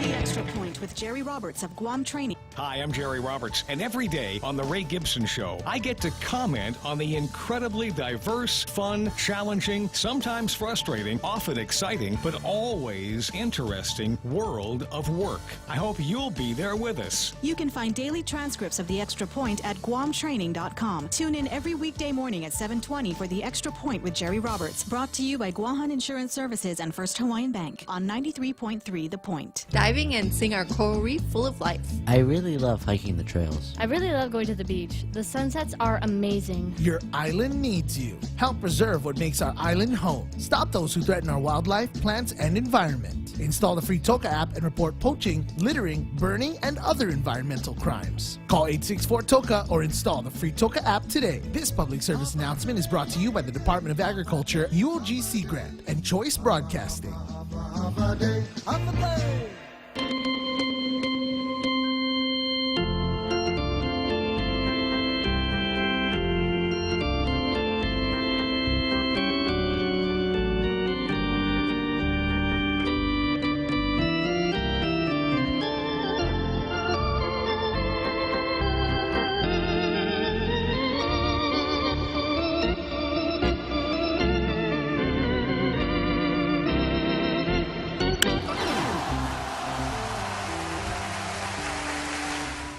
So here we are, seventh inning stretch at Wrigley Field. We are able to enter Wrigley Field without being vaccinated due to a special relationship between the host of Tall Tales and the heirs of P.K. Wrigley. Chew on that for a while. Okay, another Joe. Tell me about it, another Joe. Hey, Bob. It's been a few days since I called in. Regarding Governor Lula Guerrero, wasn't she off island for a few days? Yeah, she went to Washington to chat up President Biden and ask him for some more goodies, hoping that he wouldn't have a memory of what Tony Babauta did when he went to Washington. So I also thought that it's a little bit more than that. I'm thinking they're getting their ducks in line. They're like speaking of the Soviet Union, the Commissars, or was it East Germany? What was it, the title of the enforcer of the Communist Party, the Commissars, or am I getting that wrong? Yeah, that was the Russian government rather than the Commissars, but close. So I'm wondering if they went to coordinate just exactly what they can attempt to enforce with the Biden. They're talking about these. So you're saying that maybe she got her marching orders when she was back there, huh? That, and maybe some version of horse trading. But the thing about it is they're not showing enough evidence of the science being followed, and there's all sorts of new data along the way, and people are just uncomfortable with the inconsistencies. So, well, let me jump in here for a second, another Joe. You know, governors make decisions, and you heard me talk about Abraham Lincoln and decisions and public sentiment, etc. She seems to be as tone deaf as anyone I've ever seen in public life. She seems to care not at all about public sentiment. And had she addressed, you know, so it's who makes the decision, it's how the decision was made, and how the decision was delivered that have a lot to do with its acceptability. So you make a good decision and you deliver it badly, maybe you won't get much buy-in. You make a bad decision and you deliver it well, maybe you will get some buy-in. So she didn't grab the microphone and say, we all treasure our constitutional rights and our freedom. And we all are very reluctant to lose any of our constitutional rights and freedom. And it's my unfortunate position that I may have to be in a role where I have to have some impact on your constitutional rights and your freedom. I reluctantly pursue this, and the reason I'm doing it is because we're dealing with a really serious disease. So I'm going to put some measures in place that none of us will like, including me, but they're only going to last for a month. And at the end of the month, if the situation is improved, I don't have to do anything, it's over. If at the end of the month the situation has not improved, then we may have to be having this chat again. Now compare that with the way she did it. You know, starting Monday, you know, at 8 o'clock on Monday morning, you know, you know, the words that she used, the tone that she used, and her delivery spoke more clearly than the words that she used. It was, I don't really much care what you think about this. This is it, and you're going to have to do it, and if you don't, we're going to find the hell out of you. So which one of those approaches, another Joe, you think would have worked better? I think I read the first approach, right? Yeah, and that she seems to be incapable of that kind of a thought process. And then the second thing, the people who were supposed to be allies, she left behind.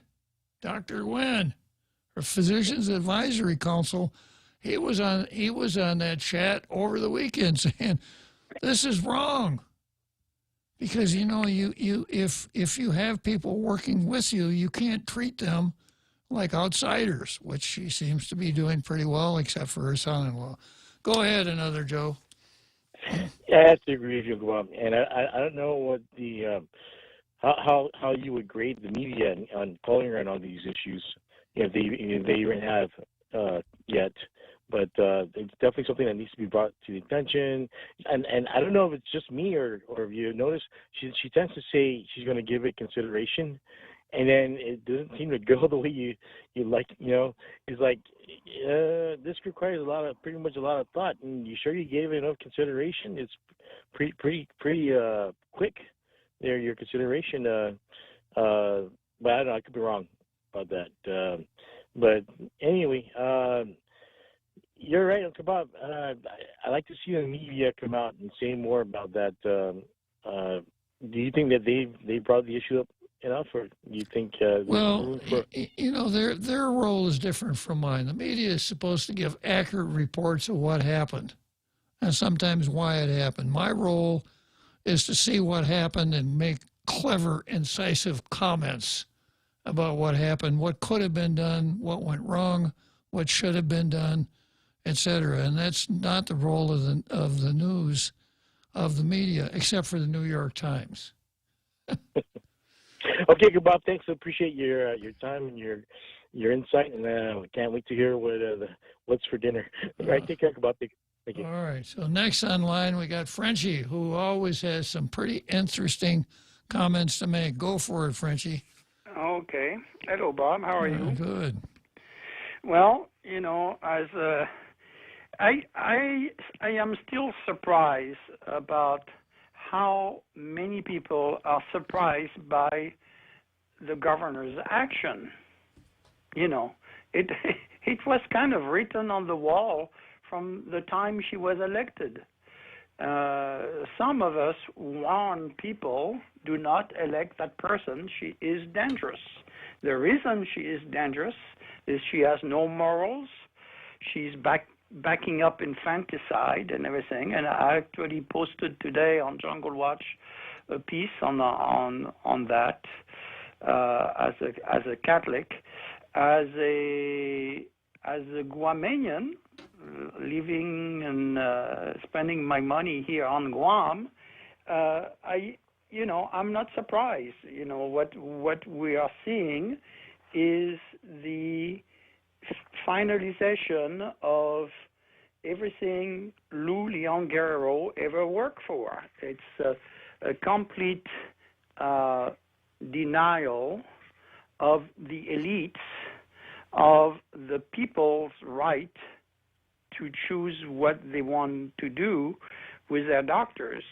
And this is typical, if you look at the oligarchy that has taken over the national government, what Donald Trump used to call the swamp. And here we have the same thing with Leon Guerrero, who is probably the closest we have to an oligarch on the island. She's still the richest person on the island. And basically her attitude is, F you if you don't like what I do, but do what I say, and that's what she has been doing from the first day she was elected. And this opportunity to seize complete totalitarian power under the guise of an emergency, which was aided and abetted by the legislatures, plural, is just not surprising at all. This is in the DNA of that woman. She, like Ray pointed out this morning, she was fighting for the renaming of Marine Corps Drive. It used to be Marine Drive, because she thought it was because of the view of the ocean, and not because the Marine Corps and the Seabees built the road. Let me jump in here for a second. Yeah. She and her buddy Ben Pangilinan did the best they could to stop that from happening. And Gerber's motivation is exactly as you say. Lilian Guerrero wanted to name it Challen E. Marines. And she wouldn't let my bill out of committee that would rename it Marine Corps Drive. She would not let it out of committee. Yeah. So it looked like we had a legislative stalemate until Governor Felix Camacho took the idea, turned it into an executive order, signed it off after the public demonstration of John Gerber, who hauled a cart from the main gate of Anderson to the main gate of Naval Station to point out the idiocy of what she had done. So I know what she was thinking, but it really is the measure of her, because she lost big time on this. She lost certainly the entire Marine Corps community and probably all of the veterans community. Yeah. Fighting a battle that if she had won, what difference would it have made? None at all. But that shows you she's the battle for her was not based on any particular kind of calculation. It was, I don't want to do that. That's right. Yeah. She's typically, and she is part white, but she's a white privileged girl. In the valley in L.A., they would call a valley girl. That's what she wants, and Daddy is going to give it to her. And that's basically who we have as a governor. Like a valley girl. Yeah, like a valley girl. And whenever people are opposed to her, she says, whatever, and that's what we got. And this is pretty sad, but it is not surprising. People seem to be surprised. We elected somebody who was, from the get-go, against life, who has been temperamental, spoiled brat, right? And we expected that she would be fair. She's not. She's going to do what she thinks is good for her. And right now it's a re-election. And I think she totally is misreading this thing. And, of course, she will be challenged in the primary, and she might very well lose. And that will be on her shoulders because of the way she treats people. She has that condescending attitude of the ruling class towards the people, which is the people stink. You heard it from those neocons analyzing the people that were the deplorable that were supporting Trump. At the Walmart, you can smell them. This is her attitude. She has a Hillary Clinton approach to politics. And it's one of privileged little girl. And this is exactly what she is. She's posing as a governor, but she's a privileged little girl. And when she's no longer a governor, she will return to all her money and to her bank, and she will be doing whatever she wants to do. But in the meantime, we have to deal with the inanity of her decision. And now we're ending up with an apartheid-like situation. But like I said this morning on Ray, it's not surprising. Segregation was the core business of the Democratic Party in the 40s, 50s, and 60s. They kind of dressed it up a little bit so people think they are fighting for the people, but they are not. They continue opposing people against each other. White against black, black against white, brown against everybody, everybody against Asian, and now it's vaccinated against unvaccinated. And this is the same game over and over and over again. It's in their DNA almost. They have to divide in order to rule. They don't know how to do it otherwise. And we see how that woke kind of business does. We have seen it. We've seen the result on the national level with the disaster at the border, the disaster in Afghanistan, the disasters on the streets of main cities where people cannot even go out without being shot. And now we're going to see the same kind of stupid consequences from the decision of the governor. And that I also must put on the lap of the Republican Party, who is not able to garner enough chutzpah to oppose her. Jacques Chirac, who died, who was one of the president of France. I didn't like him very much, but once in a while he was right, and he said the problem was trying to we can transfer almost any organs to anybody except balls, because there are not enough donors. And this is exactly the situation we're in at the Republican Party of Guam. There are not enough donors of cojones, and it's very sad. And, they talk a lot, but they don't walk the walk. You sound like that famous Greek philosopher, Testicles. Exactly. You got your finger on the pulse. Okay, well, Frenchie, as usual, you didn't disappoint. Thank you very much for calling and sharing your good welcome. remarks. I wish it was under better circumstances. All right. Take care. Yeah, I'll be looking for Jungle Watch when I get home. See the latest from Frenchie. If you don't go to check Jungle Watch from time to time, you're probably missing something that you ought to be kind of tuning in on. Okay, let's take let's head for Churchill Downs. We're getting ready for the home stretch here on Tall Tales.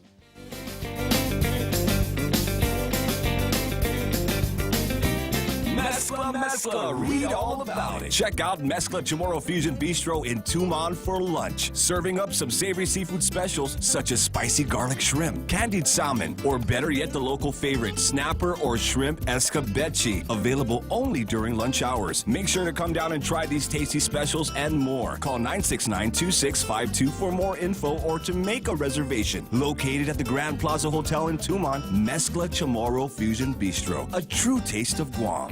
Hafaday, this is Congressman St. Nicholas. Your congressional office would like to remind you that pandemic unemployment assistance is set to expire on September 6th of this year. We encourage the people of Guam to seek out active employment as much as possible, as jobs continue to remain limited, and we want to prevent hardship for our people at the conclusion of the PUA program. Thank you, and see to us, Mahase. This ad was paid for with official funds from the office of Congressman Michael F.Q. San Nicolas.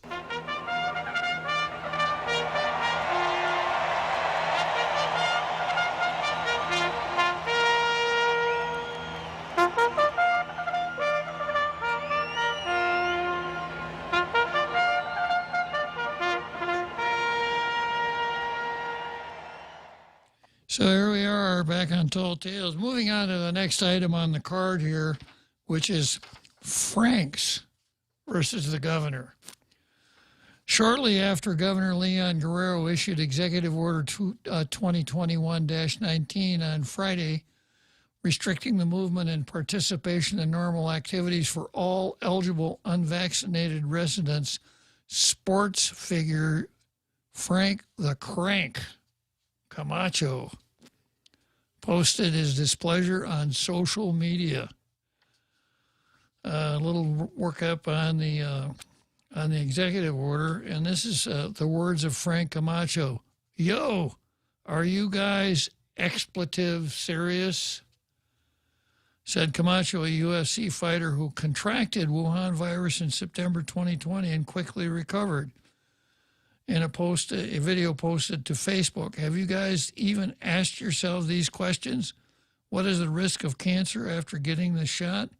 Have studies even shown any of these? What is the risk of heart problems? What is the risk of autoimmune disease? What is the risk of impairing fertility for a lifetime? Why is the government pushing so hard for this test vaccine if we don't know of these things, said Camacho. Isn't that anti-science? The vaccine isn't even fully approved, and you're pressing it upon me to take this thing. Shouldn't we know these things before mandating our people to get this test shot? Camacho asked. Camacho feels it's reckless and contrary to common sense for GovGuam to require to get him vaccinated. You're punishing me for being a healthy individual, and you're punishing my family for taking care of our bodies and being healthy, he asked. Not cool, GovGuam. Not expletive cool. So going back to this public sentiment, you remember just a minute ago I read the quote from Abraham Lincoln that with public sentiment, nothing can fail. Without public sentiment, nothing can succeed. Well, when it comes to public sentiment, there are different measures. One is breadth of feeling. The other is depth of feeling. Now, as an example, if you were talking about an independent Guam, my sense is that most people would say, no, I don't want Guam to become an independent country.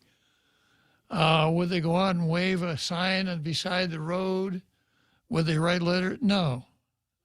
But there'd be a lot of breadth of feeling, but not much depth of feeling. Now, when it comes to the Proteji Texan gang, not much breadth of feeling, but real depth of feeling. They're willing to do all this kind of stuff. So when you got somebody like Frank the Crank coming out, to me, that's an indicator of depth of feeling.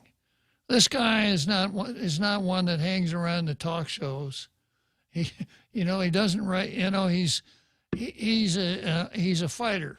He's not superficial. He's not superficial. So when he comes out like this with both guns blazing, that tells you that there's real depth of feeling in this community. He is kind of the face of what I would call depth of feeling. And that's not good news for the governor. The idea that, when the average person gets so riled up that he'll come forward, most people don't want to be interviewed on TV. They don't want to talk to them. They want to just kind of stay in the defilade. But when people come forward and say, yeah, I want to talk about this, that's depth of feeling. Talking about depth of feeling, let's see what a drive-through Jack. What is the depth of feeling at the drive-through this afternoon, Jack? Well, actually, it's a breath of feeling because I have a bad case of halitosis. But anyways, but Well, at least you're honest, Jack. Yeah, so if there's anything, the mask, I'm enjoying my own breath of feeling here. But really, I think Frenchie hit it earlier this morning that this mandate, this policy, it's not homegrown. This comes straight from the Democratic machine. And what we are preparing for really is a Harris administration.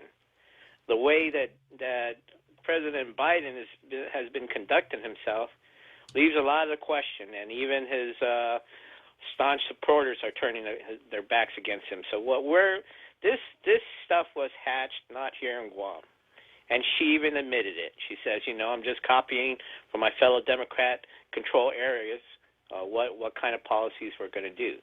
So it's not Guam, and also the circumstance evidence has pointed to it. When you have the business community, such as the Guam Hotel Association, you have Dr. Wen speaking out, you have people speaking out that this is not what we spoke about. So this policy is not homegrown. This comes straight from the Democratic National Party. So, and we're preparing for a Harris administration. Having said that, and I hope that you consider this, and I got to put my foot down. This is not the vaccinated against the unvaccinated. This is the documented against the undocumented. And if you see what the criteria is, the criteria for finding out who has this Wuhan virus, it's not some sophisticated Star Trek machine that they run across your body like a metal detector, right? No, it's a piece of paper and ink. That's their litmus test there.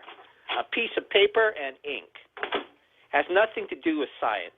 It's the lowest form of verification that you can have. And so please miss me with that nonsense. You're telling me you have more faith in a piece of paper and ink, that piece of paper and ink is the verification that says you have the vaccine? You know what? People laugh at me because I carry the rosary. In my pocket. I say the rosary during lunch break, and they say, "What's that?" There's no, what are you doing? What do you think you're doing? That serves no practicality. You're not affecting anything. The same people that say that say, "Hey, listen, piece of paper, ink, your vaccine." There's no sophistication. There's no science beyond it. There's no detection at all. And then restaurants are supposed to do this? Does anybody put any thought about the methodology that they're doing? We all know how the virus escaped Wuhan. The litmus test was, if you had the symptoms, was they checked your temperature. And many, many people escaped Wuhan. How they do it? They took Tylenol. Why? Tylenol masks the fever.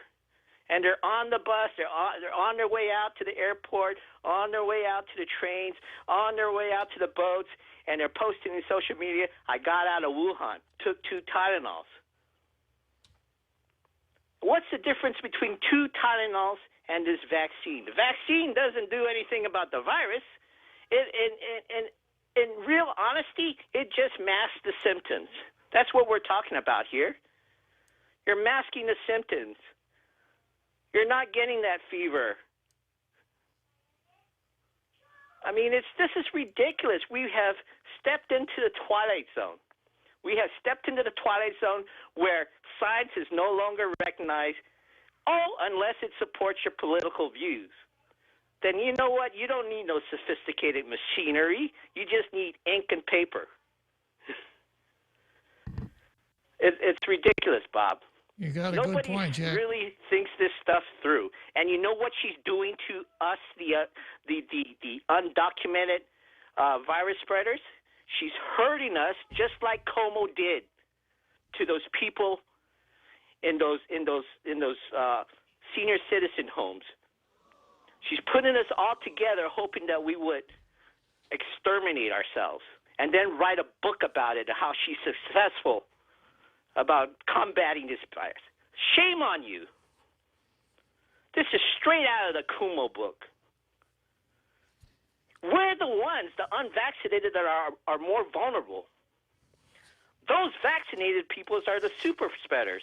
The only difference between them and I is I'm willing to admit it. They're basing they say they're basing their stuff on science. What kind of science? I urge your listeners to listen to Patrick Kaufman.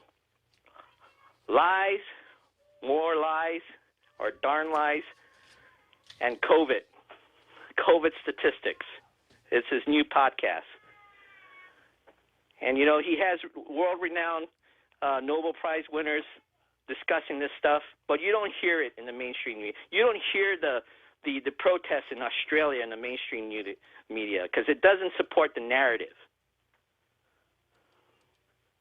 You don't hear about, the former President Obama, his party's okay. Forget about the cases that came out.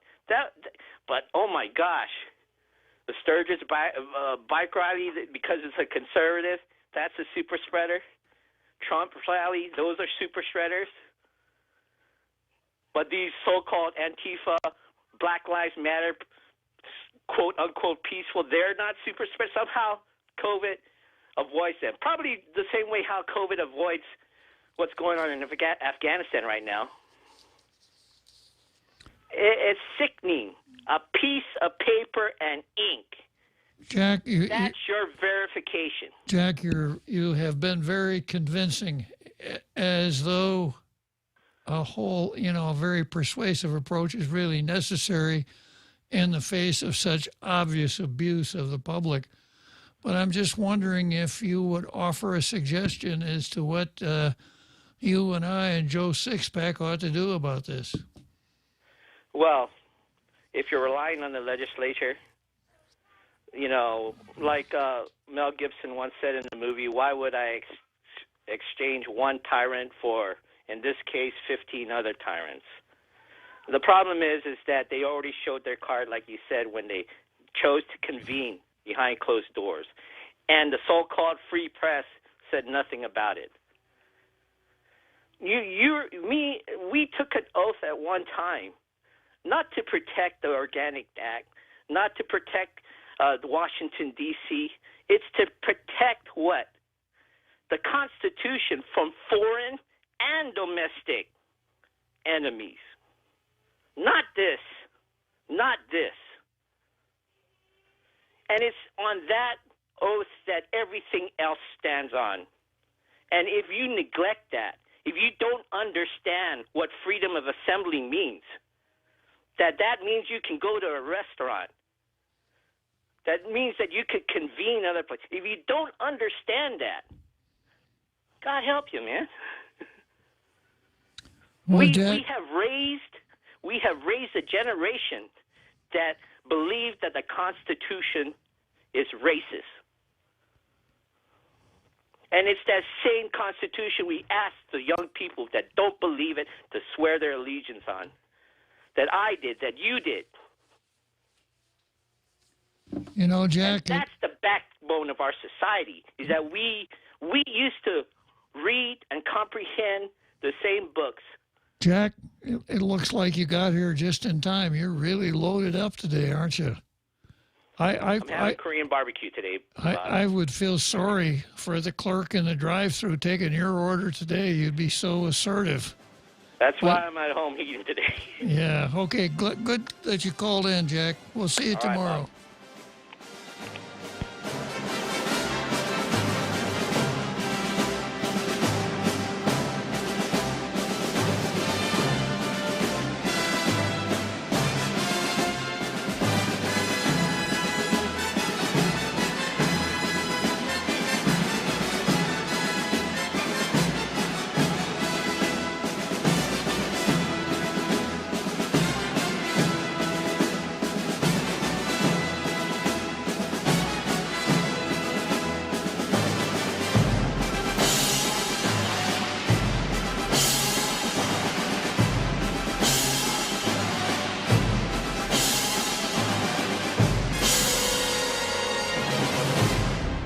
The Point is KUSG, Hagåtña, Guam, 93.3 FM and 104.3 HD3. Evacuating Kabul. I'm Mary Corsetti, Fox News. President Biden has provided a number of major updates on the evacuation mission in Afghanistan. The U.S. military has expanded the safe zone around the Kabul airport. There are also discussions underway to extend the August 31st withdrawal deadline. Now, that is important to note because that pending withdrawal date sent throngs of desperate Afghans to those crowded gates, posing a security threat for terror groups like ISIS to exploit. Also, it was unclear on Friday when the president last addressed the country whether he intended to use the U.S. military to go beyond that airport perimeter and retrieve Americans who are unable to get to the flights like some other nations had been doing. Now we know the U.S. military is working to bring people to areas outside the airport and safely then transport them to the flights. Fox's Jackie Yanre reporting from the White House. And a wildfire burning for a week in Northern California continues to grow out of control. The Caldor fire has charred nearly 154 square miles of trees and brush in the northern Sierra Nevada. Firefighters hope to take advantage of calmer weather and cooler temperatures a day after the fire moved across U.S. Route 50.